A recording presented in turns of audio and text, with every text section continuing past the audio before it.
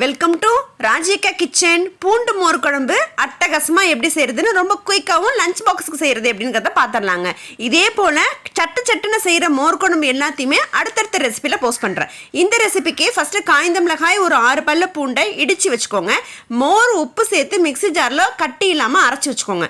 அதுக்கப்புறம் பெருங்காயம் மஞ்சத்தூளியும் தண்ணி ஊற்றி கரைச்சி வச்சுக்கோங்க. இது மூணுத்தையும் ரெடி பண்ணதுக்கப்புறம் ஒரு எண்ணெய் சட்டியை போடுங்க. வாசனை இல்லாத எண்ணெயை சேருங்க. எண்ணெய் நல்லா சூடு வந்ததுக்கப்புறம் ஜீரகம் சேர்த்து நல்லா ஜீரகத்தை பொரிய விடுங்க. ஜீரகம் பொரிஞ்சதுக்கு அப்புறம் காய்ந்த மிளகாய் பூண்டு இது ரெண்டுத்தையும் இடிச்சு வச்சிருக்கோம்ல, அதை சேர்த்து எண்ணெயில நல்லா பச்சை வாடை போற அளவுக்கு நல்லா வதக்கிடுங்க. இது நல்லா வதக்கி எண்ணெய் பிரிஞ்சதுக்கு அப்புறம் பெருங்காயம் மஞ்சத்தூள் தண்ணியில கரைச்சி வச்சிருக்கோம், அதை சேர்த்து அதையும் நல்லா வாசனை போற அளவுக்கு நல்லா வதக்குங்க. இதெல்லாமும் நல்லா வதங்கி எண்ணெய் பிரிஞ்சதுக்கு அப்புறமா மோர் அரைச்சி வச்சிருக்க மோரை சேர்த்து அடுப்பை ஆஃப் பண்ணிடுங்க. மோர் கொதிக்க கூடாது, அந்த சூட்டிலேயே மோர் வெந்தா போதும், நீங்க கொதிக்க விட்டுறாதீங்க. அவ்வளவுதாங்க.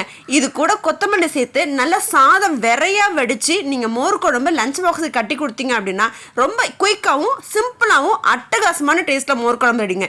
இது போல அடுத்தது வெங்காய மோர் குழம்பு, சாட் மசாலா மோர் குழம்பு, இன்னும் வெரைட்டிஸ் ஆஃப் மோர் குழம்பு ஃபாலோ பண்ணிட்டே இருக்கு. அட்டகாசமான டேஸ்ட்ல எல்லா மோர் குழம்புமே இருக்குங்க. ஃபர்ஸ்ட் இதை சிம்பிளா ட்ரை பண்ணி பாருங்க. மினிமம் 5 மினிட்ஸ்ல செஞ்சிடலாம். அடுத்த வாரம் வேற ஒரு ரெசிபியில பார்க்குறேன். அது வரைக்கும்